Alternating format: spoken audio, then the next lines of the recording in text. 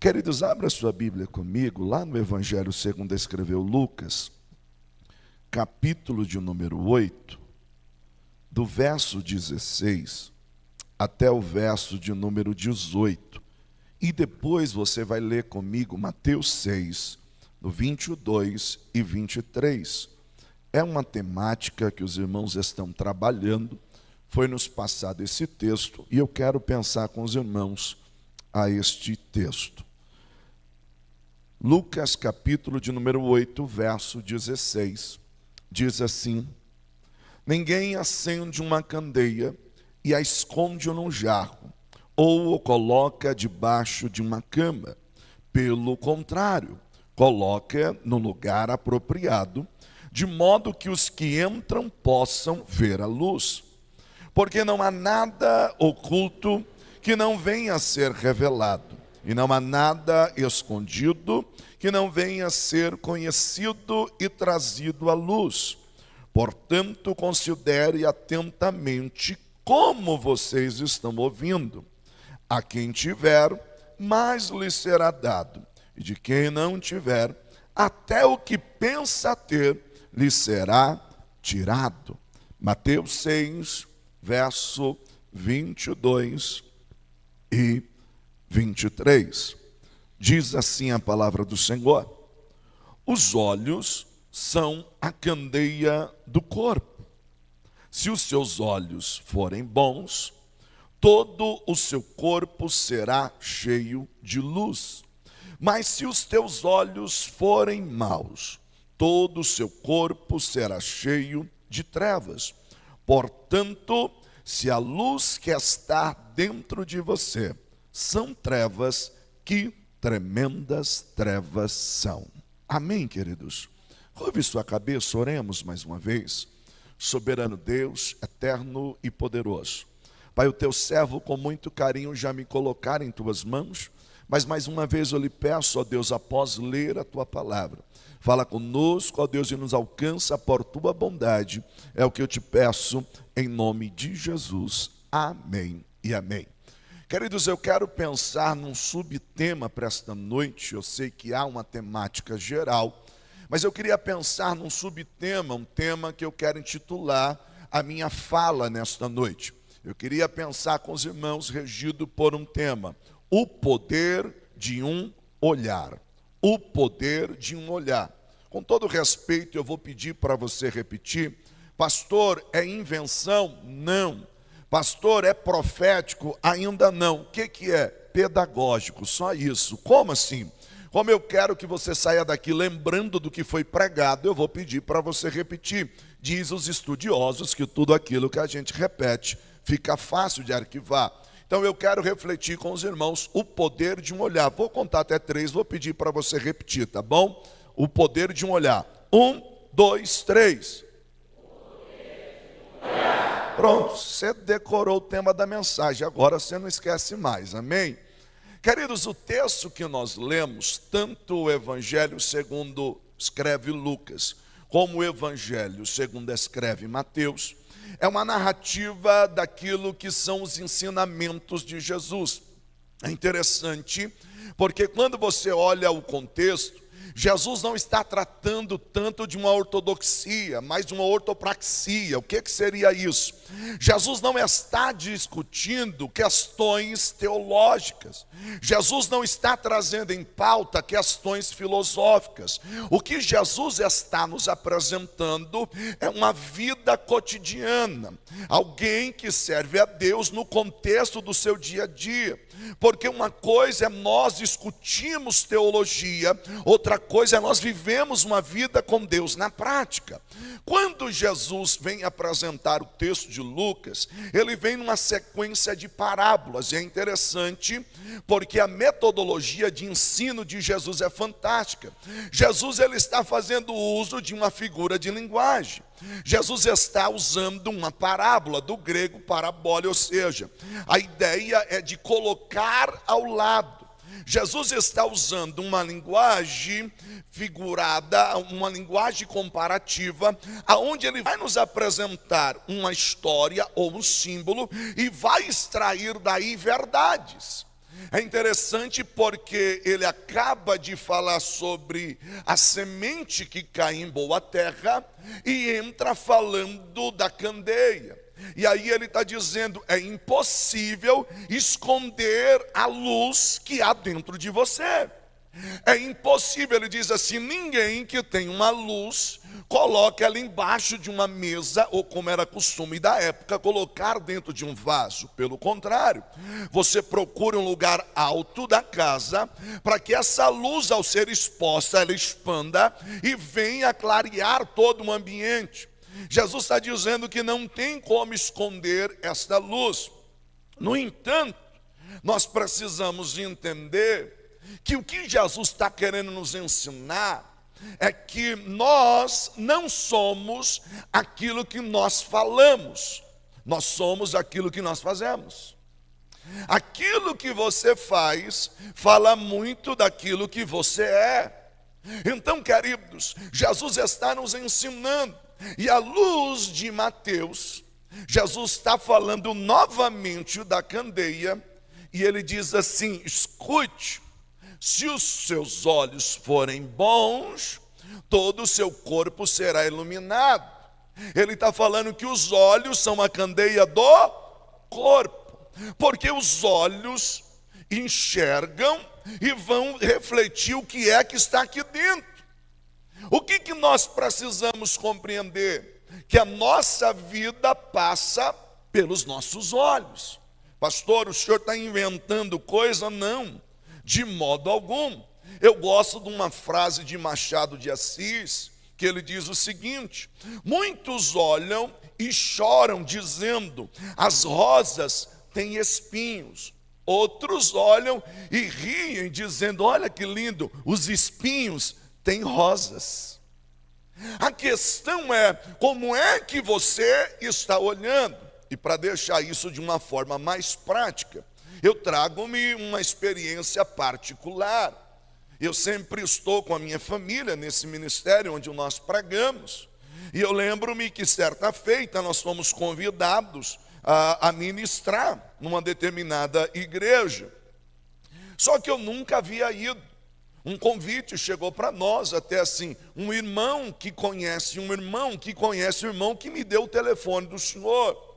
O senhor consegue nos atender? Nós olhamos na agenda e dava para atender. Eu disse, irmão, me dê o endereço. E era um domingo, chuvoso, frio, num bairro bem periférico. A gente não sabia onde era. Então, quando nós chegamos, a igreja ficava numa viela, não dava para entrar carro. Eu deixei o carro na avenida, chegamos bem cedo, como de costume, e estava pregando. A igreja tinha uma porta lateral semelhante a essa. E de repente entra alguém no meio do culto alcoolizado e diz, de quem é o carro branco que está parado aqui na avenida? Eu pregando, eu disse, é meu. E ele disse assim, acabaram de bater no seu carro. Eu disse, qual que é o tema da mensagem mesmo, você lembra? Ah, tá vendo, a irmã salvou, pensei que você tinha esquecido.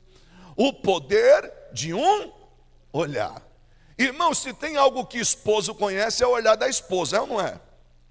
A minha esposa sentada à frente, como está agora, olhou para mim, no olhar dela eu entendi, continua pregando, deixa que eu resolvo isso.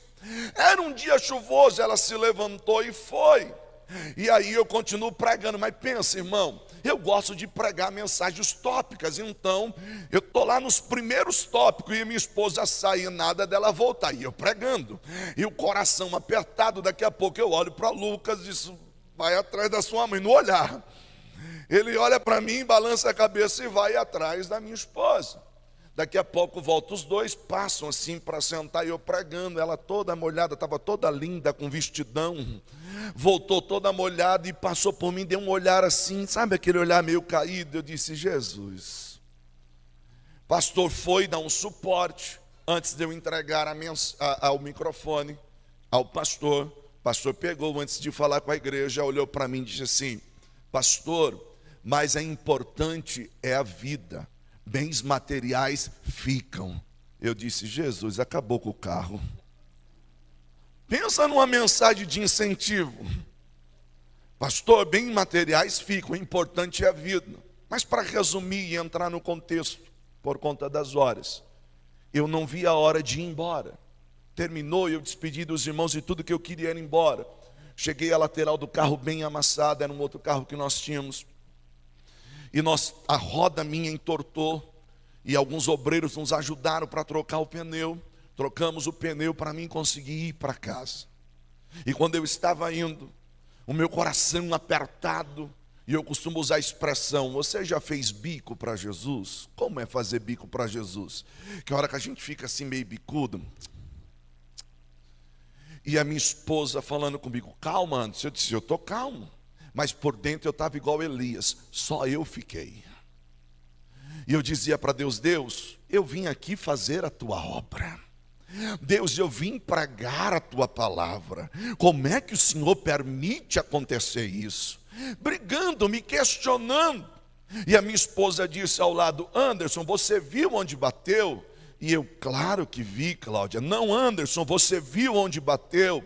E eu vi, Cláudia. Ela disse: Anderson, foi na parte de trás, perto da porta, aonde nós colocamos a Hannah. Na época a Hannah era mais novinha, tinha a cadeirinha. Ela olhou e disse: Anderson, já pensou se fosse ao término do culto, na hora que nós estivéssemos colocando a Hannah, a nossa filha teria morrido. Eu olhei, vi batida, vi prejuízo. A minha esposa olhou, viu livramento. Eu olhei e vi prejuízo financeiro. A minha esposa olhou e viu a mão de Deus. Eu quero lhe dizer: se os teus olhos forem bons, todo o teu corpo será iluminado. Talvez hoje você se questionou dizendo: Deus, o meu lar, Deus, a minha casa, a minha família. Olhe com olhos de fé, olhe com os olhos de Deus, e você vai glorificar a Deus por tudo aquilo que Ele tem feito. Pensando nisso de forma bem rápida, eu quero pensar com os irmãos sobre alguns tipos de olhar que nós precisamos ter. É uma temática de família. Jesus ensinou que não tem como esconder a luz que está em nós. Lá em Lucas é uma representação da palavra, do efeito que ela gera em nós. E a Bíblia diz em Mateus que os nossos olhos são lâmpadas, são candeias. Pensando sobre isso, eu preciso concordar com você que a vida passa pelos nossos olhares. Você nem conheceu a pessoa, você nunca conversou com ela, mas você olha para ela e já diz assim: não sei não, hein? Esse irmão aí, não fui com a cara dele. Mas você já conversou com ele? Não. Você já se aproximou dele? Não. Mas aí no nosso olhar a gente diz assim: só por olhar. Mas será? Será que nós temos a definição do objeto observado? Quando eu uso a expressão objeto, você olha para algo. Mas vamos pensar uma coisa: os nossos pensamentos são virtuais, ou pelo menos têm base virtual. Às vezes você olha para a esposa e diz assim: ela está brava de novo, porque ela está quieta no canto dela pensando em algo. Você chegou, olhou para ela e disse assim: ela está brava. E em contrapartida, pensamento é virtual, mas sentimento é real. Pensamento tem poder de gerar sentimento. A partir do momento que você pensou que ela estava com raiva, você então começa assim: o que eu fiz agora? Não fiz nada. Eu não sei por que ela está com raiva de novo. Aí, instantaneamente, o seu pensamento gerou um sentimento. Aí ela olha para você, porque ela agora saiu daquele pensamento, que ela estava intertida, ou talvez estava séria, pensando em algo, e ela chega para você e diz assim: tudo bem, amor? Aí você diz: tudo. Porque você pensou que ela estava com raiva. Aí ela diz assim: eu te fiz alguma coisa? Aí você diz assim: eu que pergunto. Porque eu cheguei aqui e você estava com cara de raiva. E eu fiquei me perguntando o que eu fiz. E ela disse para você assim: não, Eu estava preocupado com um negócio que eu tinha que dar o recado lá para as irmãs, e eu esqueci de dar o recado, mas o pensamento é virtual. Mas tudo a gente identifica às vezes a partir de um olhar. Pastor, o que isso tem a ver com o texto que o senhor leu? É que se os seus olhos forem bons, todo o seu corpo será iluminado. Bom, todavia Jesus diz, se a luz que está em você são trevas, quão terríveis trevas são. Se ele está falando que a luz está em você, ele está falando dos olhos. Então ele está dizendo, se os seus olhos forem trevas, quão terríveis serão as trevas dentro de você. Mas pastor, o que isso tem a ver com olhar? Primeiro olhar que nós precisamos aprender a ter, seja no contexto da nossa família, seja na vida como um todo. E que olhar é esse, pastor?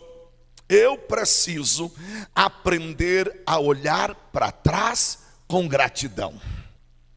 Todos nós, no seio da família, na vida conjugal, na vida como pais, na vida como filhos, precisamos aprender a olhar para trás com gratidão.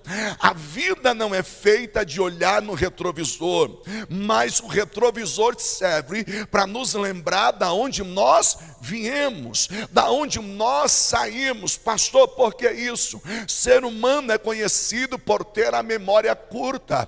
Facilmente nós questionamos hoje, facilmente nós reclamamos do hoje, quando nós esquecemos de olhar para trás com gratidão. Quando eu aprendo a olhar para trás com gratidão, eu reflito da onde saí. Quando eu aprendo a olhar para trás com gratidão, eu lembro da onde Deus me tirou. Quando eu aprendo a olhar para trás com gratidão, eu lembro do que Deus fez. E aí, querido, é fácil entender que o mesmo Deus que cuidou lá vai cuidar agora, que o mesmo Deus que protegeu lá vai proteger agora, que o mesmo Deus que deu livramento lá vai te dar livramento agora.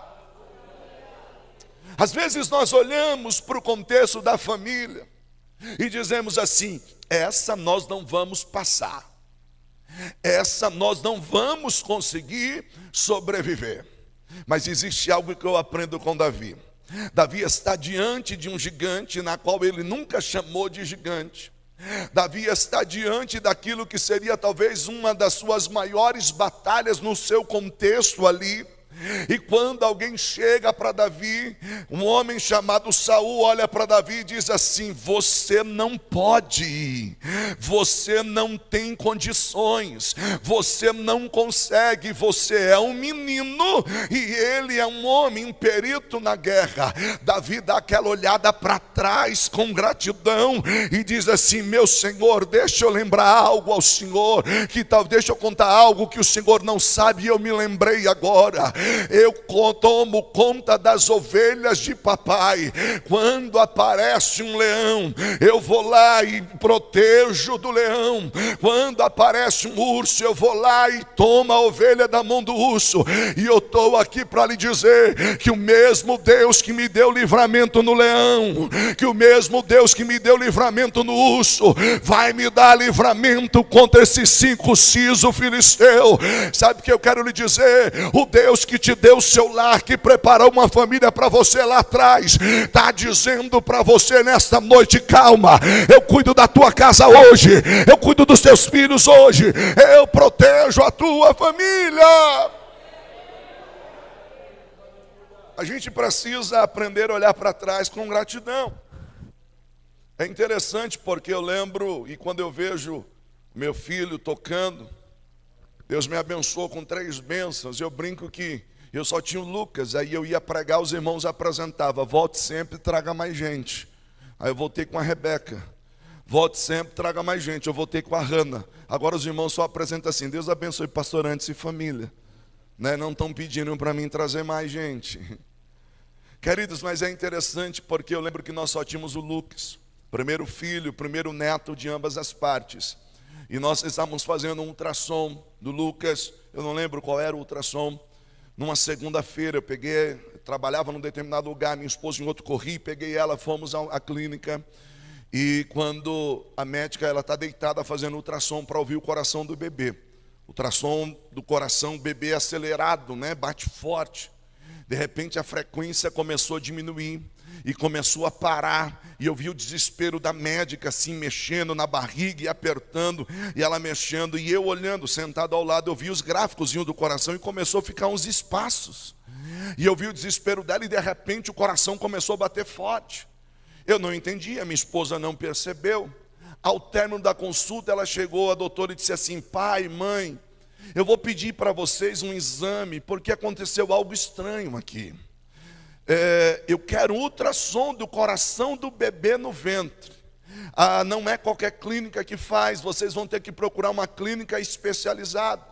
Nós saímos do ultrassom e tinha ciclo de oração das irmãs, segunda-feira à noite na igreja. Nós chegamos, a minha esposa com barrigão sentou, estava ministrando naquele dia uma missionária, a missionária Terezinha, e ela olhou para minha esposa e disse assim: olha, minha irmã, hoje o teu filho ia morrer dentro do ventre, você ia perder o teu filho hoje, mas Deus bradou na terra e disse não. Deus deu um livramento para o teu filho dentro do ventre hoje. Olhar para trás com gratidão é observar hoje e dizer: o Deus que deu livramento lá vai proteger agora. O Deus que cuidou lá, minha irmã, Deus não te deu o teu filho para morrer no vício das drogas ou no álcool. O mesmo Deus que lhe deu lá atrás está dizendo: calma, eu cuido da tua família.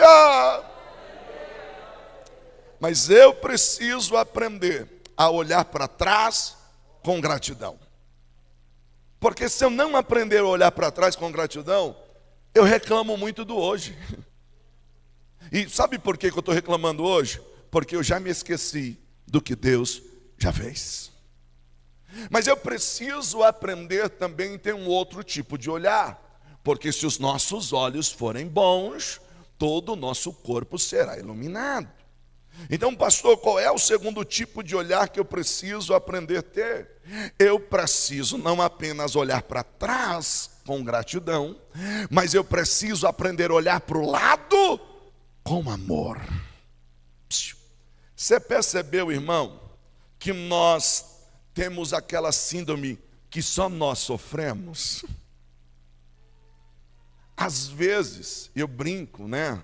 Porque encontra-se dois crentes na rua, e aí você sabe a teologia da prosperidade, você sabe, aí é divulgada, propagada por muitos, mas talvez você não conheça a teologia da miserabilidade.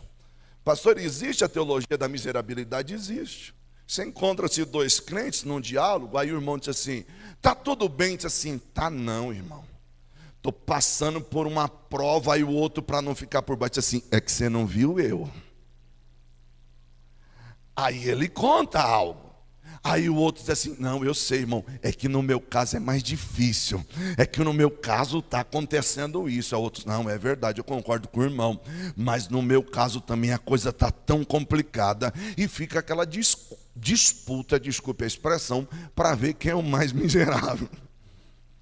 Por quê? Porque está faltando em nós o olhar para o lado com amor. Você já percebeu que às vezes a gente vai fazer uma visita para consolar alguém e sai consolado? Irmão fulano, médico desenganou, irmão ciclano, vamos lá orar por ele. E você se prepara: ô Senhor, dá-me uma palavra. Aí você chega lá, o irmão está tão em Deus, o semblante dele está brilhando, ele canta os hinos, ele celebra, e você sai de lá dizendo assim: eu preciso ser mais crente. Preciso ser mais crente, porque de vez em quando a gente pensa que só nós sofremos. E olhar para o lado com amor desperta em nós empatia, compaixão. Às vezes nós precisamos entender: espera aí, eu estou sofrendo, estou passando por alguma coisa, sim, mas existe alguém do meu lado que precisa de mim, existe alguém do meu lado que precisa de uma palavra. Então eu aprendi uma coisa: coisa, enquanto você está fazendo a obra pela qual foi chamado, enquanto você está pregando e cuidando de alguém, Deus vai tratando das tuas feridas. Às vezes nós precisamos entender isso. De vez em quando você faz uma visita para alguém e diz assim: pastor, ora por mim, ora porque eu não aguento mais. O que foi, moço? Pastor, a situação está incontrolável, mas o que está acontecendo? Se eu falar, fala, meu filho. Pastor, não aguento mais. Aqui a internet vive caindo. Seu problema é a internet. Seu problema é que você não tem o último celular de última geração. Tem alguém ao lado que está clamando por algo e a gente não consegue olhar com amor. Eu brinco sempre e uso a expressão, às vezes a gente diz assim: ô Senhor, não aguento mais. Salsicha de novo, ainda faz salsicha, né? Ô Senhor, não aguento mais. E tem alguém ao lado dizendo assim: Senhor, eu te louvo, porque hoje o Senhor mandou salsicha.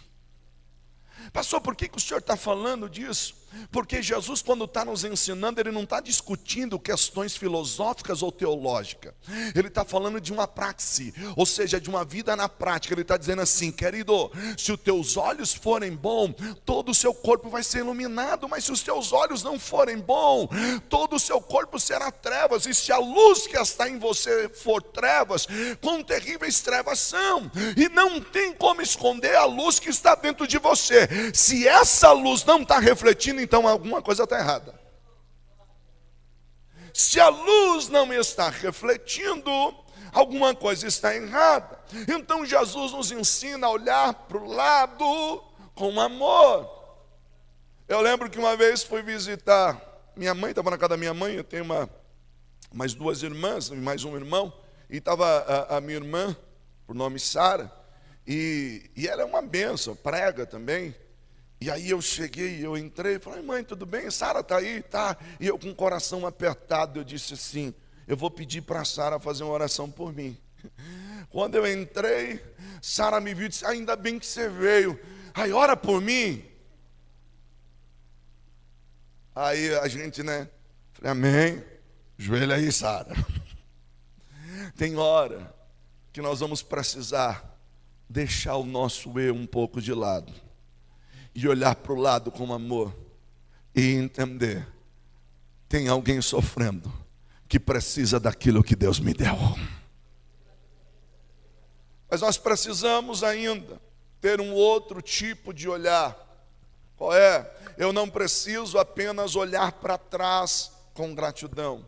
Eu não preciso apenas aprender a olhar para o lado com amor, mas eu preciso também aprender a olhar para si com autocrítica. Escute, calme. Quando eu falo de autocrítica, eu não estou falando para você olhar para si e dizer assim: ó céus, ó azar, ó triste, quem sou eu? Não. Quando eu digo olhar para si com autocrítica, é olhar para si com autoanálise e lembrar e dizer assim: mas espera aí, eu tenho uma candeia acesa dentro de mim, eu não posso me abater da maneira que eu estou me abatendo. É tirar o sentimento de autocomiseração e remorso de ficar se punindo e olhar para si e dizer, como o salmista diz: porque está batida a minha alma e porque te perturbas dentro de mim, espere em Deus, pois ainda o louvarei. É olhar para si e dizer assim: calma, o que há de vir virá e não tardará. É olhar para si e dizer: calma, a palavra diz: eu sou o Senhor teu Deus, que te tomo pela tua mão direita e te digo: não temas, porque eu te ajudo.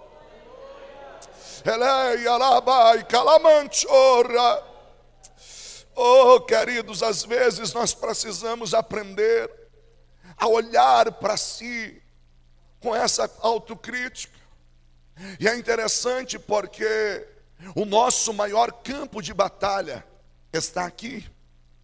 Aqui nós vencemos as nossas guerras e aqui nós perdemos. É interessante porque muitas das vezes você já logo dá um diagnóstico: ah não, Para mim, não tem mais jeito. Quem dá a última palavra na tua história é Deus. Quem diz que acabou é Deus.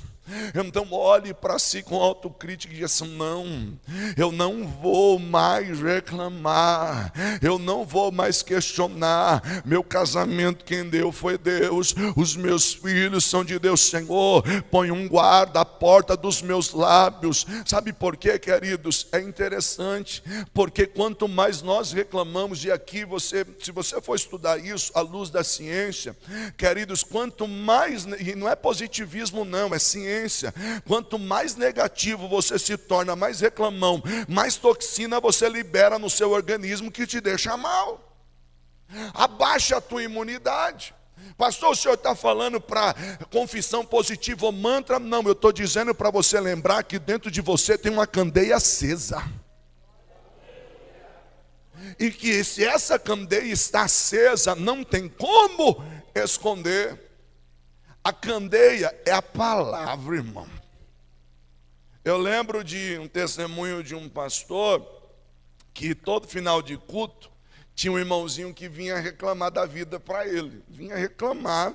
E aí o pastor, com muita ética, muito calmo, disse: ô, meu irmão, não é assim não e tal. E todo final de culto ele vinha, dava domingo ele vinha. Para o final o pastor, quando olhava, disse assim: Jesus, já vem ele, ô Jesus. E um dia o pastor falou para si: irmão, deixa eu falar uma coisa para o senhor. Que ele chegou assim: pastor, agora a coisa piorou. Com todo respeito, nós estamos falando da família, né? Mas o irmão disse assim: pastor, a sogra mudou lá para casa agora. Agora a coisa ficou pesada. O pastor disse: calma, meu irmão, deixa eu te dar um conselho. Fala, pastor. Quando vinha vontade de reclamar, começa a falar um versículo bíblico. O senhor conhece algum de cor? Pastor, eu sei o Salmo 23, verso 1. O Senhor é meu pastor e nada me faltará. Então vamos fazer um combinado? Todas as vezes que vinha a vontade de reclamar, em vez de reclamar, você diz assim: o Senhor é meu pastor e nada me faltará. Ou de nada terei falta, na melhor tradução. O Senhor é meu pastor e de nada terei falta. Amém, pastor. Foi embora. Passou-se uma semana. Quando vem o culto de domingo, termina o culto, quem é que está vindo falar com o pastor? O irmãozinho. Pastor, queria conversar com o senhor. Fala, meu filho. Pastor, a coisa ainda está feia. A porta ainda não se abriu, eu estou desempregado. E a sogra ainda está morando lá em casa. Mas vou dizer uma coisa para o senhor, pastor. O Senhor é meu pastor e nada me faltará.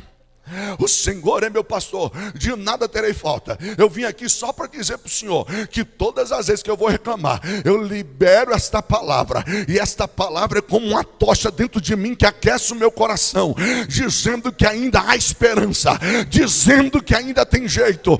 Querido, há uma candeia que foi acesa sobre a tua vida. O Senhor é o teu pastor, de nada você vai ter falta. Então, querido, ainda que você ande pelo vale da sombra e da morte, não temerei mal algum, porque tu estás comigo. A tua vara e o teu cajado me consola. Nós precisamos aprender a olhar para si como autocrítico. Mas não apenas isso.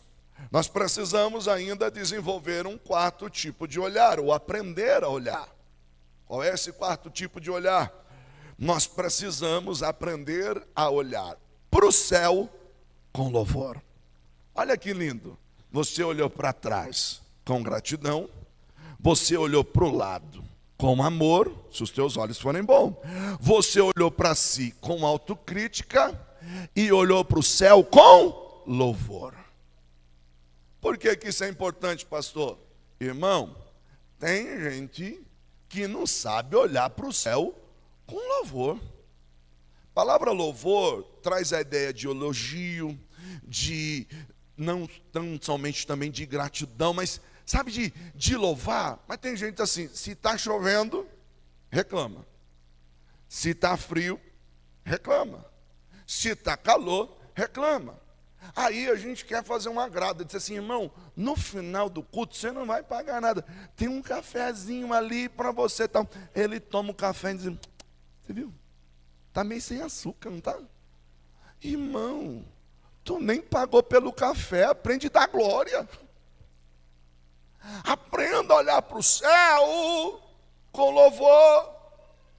Você já agradeceu a Deus pela vida que Deus te deu? Já te agradeceu pelo lar que Deus te deu? Pelos pais que Deus lhe deu? Às vezes eu vejo a minha esposa aconselhando os meus filhos e diz para eles assim: gente, agradeçam a Deus porque vocês cresceram e nasceram dentro de um lar que serve a Deus. E ela diz: quantas crianças estão sofrendo abusos, quantas crianças estão sofrendo maus tratos. Olhe para o céu com louvor. Às vezes falta isso em nós. Eu entrei numa igreja para ministrar, e aí me antecedeu para dar um testemunho um presbítero. A igreja metodista eu estava, e o pastor disse assim: vamos ouvir o presbítero tal. E a igreja glorificou quando ele foi à frente, e ele pegou o microfone e disse assim: gente, eu estou aqui para louvar a Deus, porque eu consegui tomar uma colher de água. Irmãos, eu não sei qual era o processo que ele estava vivendo, mas a igreja glorificou porque ele estava no culto, e ele veio louvar a Deus porque conseguiu tomar uma colher de água. Na hora que eu estava sentado, eu disse: Jesus, me perdoa. Eu tomo 2 litros de água todo dia e não lembro de agradecer, de olhar para o céu com louvor. Está aí a minha esposa que vai lembrar. Nós estávamos numa outra ocasião, noutra igreja, a irmã veio à frente com o filho e disse assim: irmãos, eu estou aqui para testemunhar e glorificar Deus em lágrimas, dizendo assim: o meu filho conseguiu. Uma criança, quantos anos, amor, você lembra? Uns 5 anos. O meu filho conseguiu fazer xixi. Aí eu pensei comigo, eu disse: a mãe está na frente glorificando a Deus porque o filho fez xixi.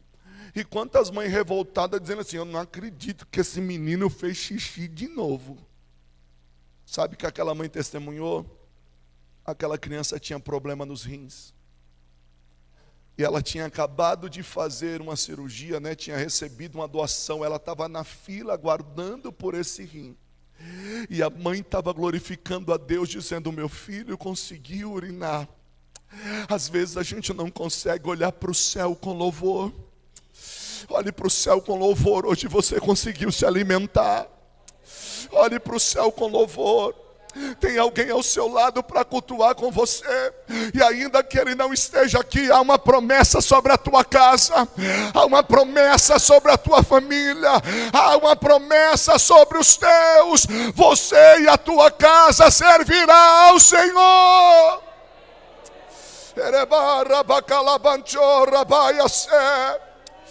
Oh, será que você pode levantar a mão e entregar louvor a Ele nessa noite? Senhor, nós te louvamos, porque nós podemos nos reunir como igreja, nós podemos entrar por este templo e te louvar. A minha esposa é correspondente das missões Portas Abertas, e ela criou os meus filhos. Todas as vezes antes de dormir tem que ver qual é o país perseguido que vai orar. Hannah não dorme sem ir na geladeira que está lá o papel colado e ver qual é o país que vai orar.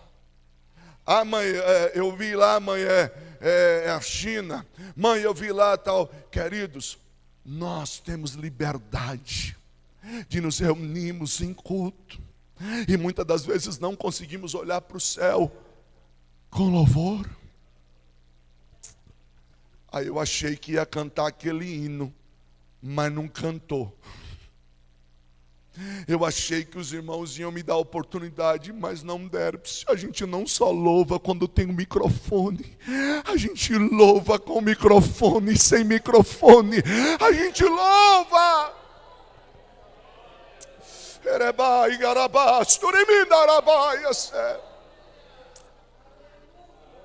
Mas eu quero olhar para o texto e pensar à luz do texto sobre um quinto e último olhar que nós precisamos ter. Jesus está falando da candeia, dos olhos, da palavra que se acendeu dentro de nós. Qual é esse último olhar? Olha que interessante. Se os meus olhos forem bons, todo o meu corpo será iluminado. Não tem como esconder uma candeia que foi acesa. Então eu preciso aprender a olhar para trás com gratidão. Eu preciso aprender a olhar para os lados com amor. Eu preciso aprender a olhar para si com autocrítica. Eu preciso aprender a olhar para o céu com louvor. Mas eu também preciso aprender a olhar para frente com esperança. Paulo, escrevendo aos Coríntios, em 1 Coríntios 15, 19, ele diz assim: se esperarmos em Cristo somente para esta vida, somos os mais miseráveis de todos os homens. Ou em outra tradução, somos os mais dignos de compaixão. Pastor, o que o senhor está dizendo? Irmãos, eu preciso aprender a olhar para frente com esperança. Não importa o que esteja acontecendo, não importa o que eu esteja vivendo, eu não posso deixar de olhar para frente com esperança. Paulo, quando escreve aos Filipenses, e eu estou encerrando, Paulo, quando escreve aos Filipenses, ele vive um dilema. Ele vive um dilema. Filipenses 3, do 13 e 14, ele diz assim: irmãos, eu não julgo que haja alcançado, mas uma coisa eu faço, esquecendo-me das coisas que para trás ficam, eu prossigo para as que estão adiante de mim, prossigo para o alvo, pelo prêmio da soberana vocação em Cristo Jesus.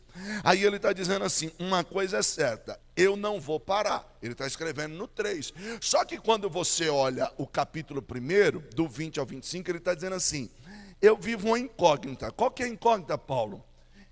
Se eu morrer, eu estou com Cristo. Se eu ficar e for para proveito do evangelho entre vocês, eu também estou com Cristo. Se bem que estar com Cristo é bem melhor. Quer vivemos ou quer morramos, eu estou com Cristo. Sabe o que esse homem está dizendo para nós, traduzindo em miúdo? Querido, eu não vou parar de olhar à frente. Por que, Paulo? Por que, Paulo, você não vai parar? 2 Coríntios 5, verso 1 e 2.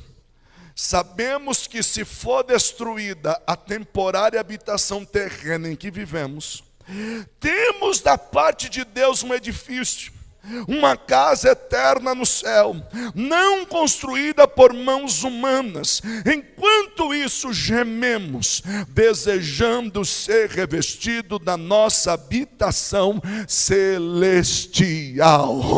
Sabe o que ele está dizendo? Não importa o que aconteça, eu sei que existe algo a mais além de tudo isso aqui. Eu sei que existe algo mais. Ele está dizendo assim: você pode tomar o meu cargo, você pode me jogar numa masmorra, você pode me jogar onde for, mas eu vou dizer para você, eu vou combater o bom combate, eu vou encerrar minha carreira, mas eu vou continuar olhando para frente, porque eu vou guardar a minha fé. Vale a pena, vale a pena. Eu queria orar com você, queria falar para minha esposa e os meus filhos: prepara um louvor lá, filho. Se você pode, com a permissão do pastor, eu queria que você se colocasse de pé. Eu quero orar por você, quero orar pela tua casa. Eu quero orar pela tua família. Eu quero orar pelos teus.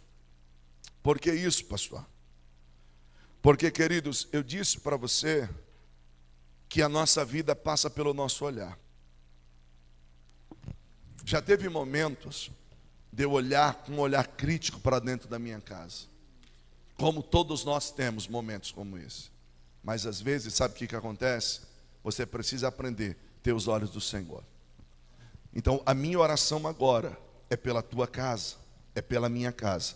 Mas que oração é essa, pastor? Para que Deus acenda a luz dos teus olhos. Eu costumo dizer, quando eu falo para casais, que eu peço, né? Olha para o seu cônjuge. Aí eu falo: olhou? Agora olha para mim. E eu digo assim: tirando os defeitos, o resto é só virtude, não é? O problema é que a gente olha para os defeitos. Então eu quero orar com você. Se você puder, feche seus olhos, abaixe a sua cabeça. Deus, eu quero orar pela tua igreja. Deus, eu quero orar pelo teu povo. Meu Deus, a tua palavra foi pregada e a tua palavra foi anunciada. Ó Deus, às vezes os nossos olhos não conseguem enxergar aquilo que o Senhor está fazendo. focamos no negativo. Mas o meu desejo, o meu pedido nesta noite é que a candeia que foi acesa em nós pela tua palavra seja tirada de baixo e seja colocada em cima. Que a luz que está nos nossos olhos sejam abertas e que nós olhemos para dentro do nosso lar com um olhar profético, com o olhar da tua presença, declarando: aonde havia morte vai haver vida, declarando no nome de Jesus: ainda havia onde havia doença haverá cura, no nome de Jesus. Abre os nossos olhos espirituais, assim como Eliseu orou por Geazi, eu oro agora. Abre os nossos olhos, Senhor. É o que eu te peço em nome de Jesus. Vamos adorar o Senhor.